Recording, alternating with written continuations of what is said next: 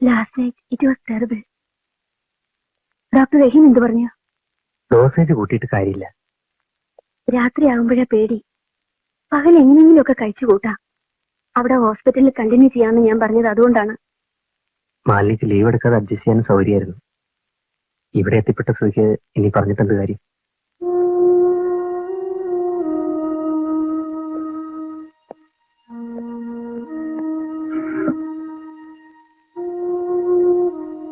ഇപ്പൊ എങ്ങനെയുണ്ട് ചേട്ടാ? സഹിക്കാവുന്നതായിട്ടുണ്ട്. രാത്രി ഉറങ്ങാൻ പറ്റണില്ല, അതാണ് കഷ്ടം. ഞാനിവിടെ ഹാൾട്ട് ചെയ്യുന്നു. ഡോണ്ട് വറി, ദിവസേന രാത്രി ഒന്നും നിൽക്കാനും പ്രയാസമില്ല. ഭക്ഷണം ഒന്നും കഴിക്കുന്നില്ല. ഈ ഇളനീര് വെള്ളം ഇടയ്ക്ക് കുറേശ്ശെ കുടിക്കും. ശരിയമ്മേ, രാജേന്ദ്രൻ ഇവിടെ താമസിക്കാണ്. അത് നന്നായി. വടക്കേ അറിയാൻ കിടക്കാമല്ലോ. കാർത്തി കഴിഞ്ഞ കൊല്ലം വന്നപ്പോഴാ അതിലൊരു കുളിമുറി ഉണ്ടാക്കിയത്. മാറ്റി വിരിക്കാൻ ദുർഗോട് പറഞ്ഞാ മതി. അവളുള്ളതാ വലിയൊരു സഹായം. മാലിന്യം ഇല്ലാത്തപ്പോ അവളിവിടെ കിടക്കും. 5-6 ദിവസം പാവം കണ്ണു ചിമ്മിയിട്ടില്ല.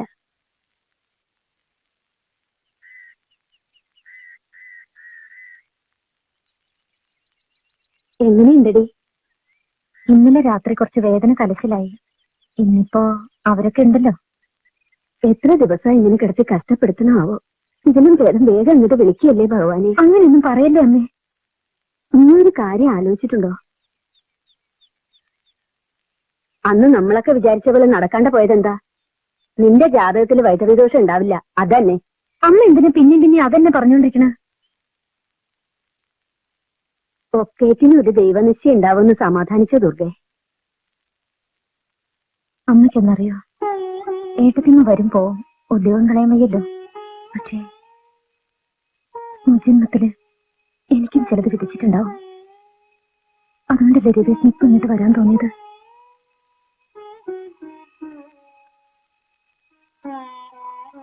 എന്റെ മടിയിൽ കിടന്ന് എന്റെ കൈകൊണ്ട് വെള്ളം കുടിച്ചിട്ടാവും രവീട്ടന്റെ അവസാനം. അതിന്റെ പ്രാർത്ഥനയുടെ ഫലം കൊണ്ടാണെന്ന് എനിക്ക് നല്ല വിശ്വാസമുണ്ട്.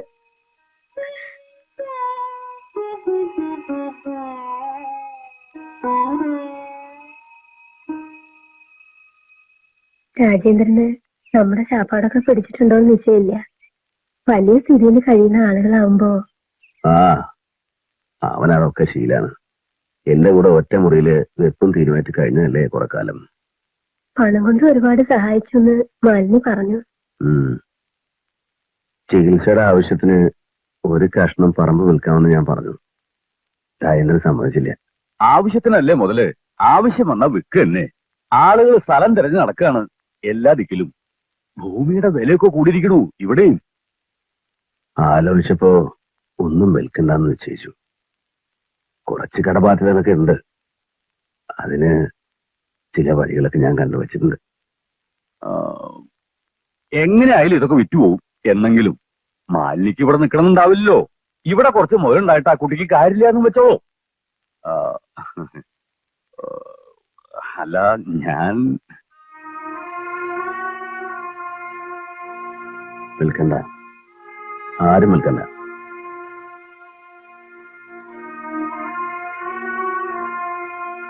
ഒരു പഴയ തറവാടല്ലേ.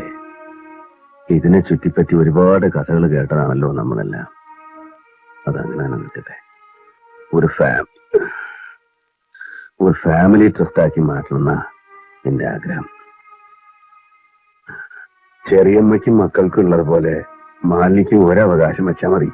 എപ്പോ വേണമെങ്കിലും വന്ന് താമസിക്കാം. നല്ല കാര്യമാണ്.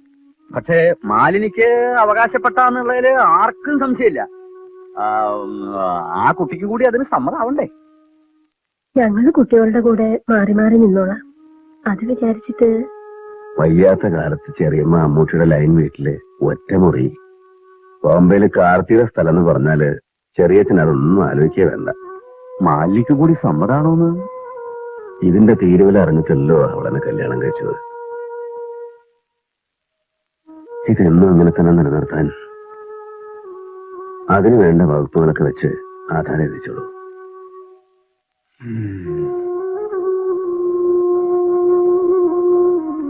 അധികം വൈകിക്കണമെന്നില്ല.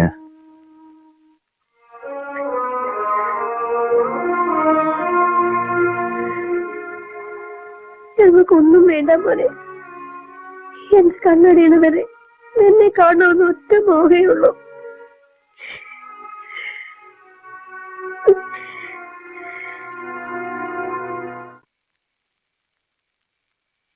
എനിക്കൊന്നും അറിയില്ല. I completely blank. ഒന്നും ആലോചിക്കാതിരിക്കാൻ ശ്രമിക്കുകയാണ് ഞാൻ. മകൾക്ക് ഇങ്ങനെ ഒരു ട്രാജഡി സംഭവിച്ചു എന്നറിഞ്ഞാൽ സാറിന് മനസ്സ് മാറിക്കൊടുന്നില്ല. അവരാരും തിരിഞ്ഞു നോക്കില്ല, ഉറപ്പ്. നോക്കൂ, എല്ലാറ്റിനും എന്തെങ്കിലും ഒരു സൊല്യൂഷൻ ഉണ്ടാവും. ആ സിറ്റുവേഷൻ ആലോചിക്കുമ്പോഴാണ് തനിച്ച്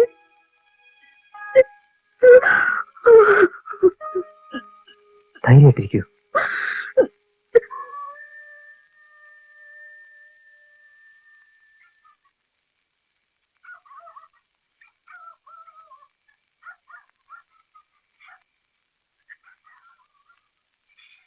ഒരാളെ സഹായത്തിനില്ലാതെ എന്താ മാലിനി പറയുന്നത്?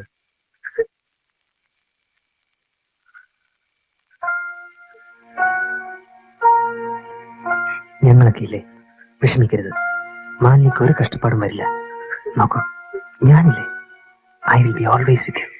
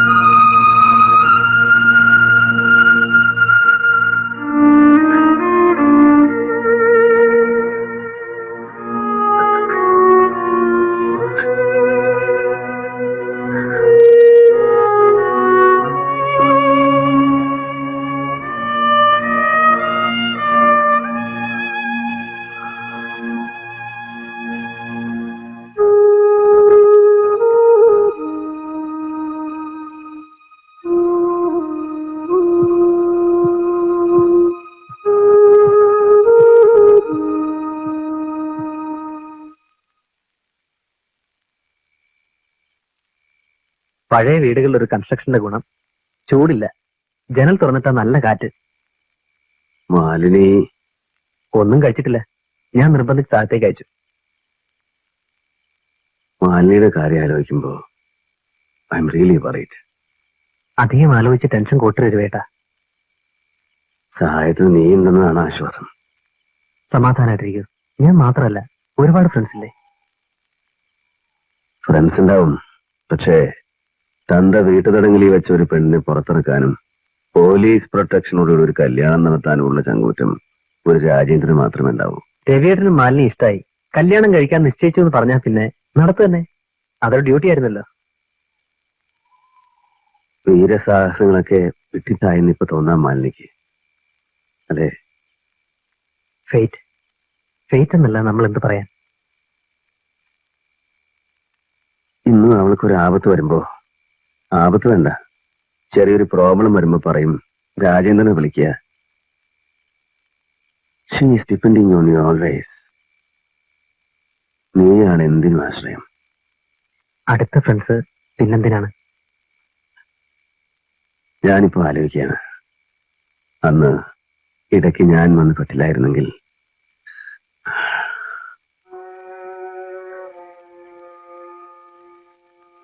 ഐ എം ഷുവർ നിങ്ങളുടെ ഫ്രണ്ട്ഷിപ്പ് മറ്റെന്തൊക്കെയോ ആയി മാറുമായിരുന്നു. ഇല്ലേ രവിയേട്ടാ, ഒരുപക്ഷെ നിങ്ങൾ വിവാഹം കഴിക്കുമായിരുന്നു, അല്ലേ? രവിയേട്ടാ, ഇറ്റ്സ് എ ഫാക്ട്. ഇപ്പൊ അഡ്മിറ്റ് ചെയ്യുന്നതിൽ ആരും ഒരു തെറ്റും കാണില്ല. ക്ലോസ് ഫ്രണ്ട്സ് ആണ്, ഇഷ്ടമാണ്. അതിലധികം I know your integrity and sincerity. അതിനെ ഞാൻ ചോദ്യം ചെയ്യുന്നില്ല. എനിക്കൊന്നേ ചോദിക്കാനുള്ളൂ, നിനക്ക് നിനക്ക് ഇന്നും അവളെ ഇഷ്ടല്ലേ? Yes, I like her. 6 മാസം എന്റെ ക്ലാസ്സിൽ ഇരുന്നിട്ടില്ലേ? പഴയ പാഠം പകരം വെക്കാൻ മറ്റൊരു വാക്കില്ലാതെ വരുമ്പോ പഴയ തന്നെ ഉപയോഗിക്കുന്നതാണ് ശരി. Say you love her.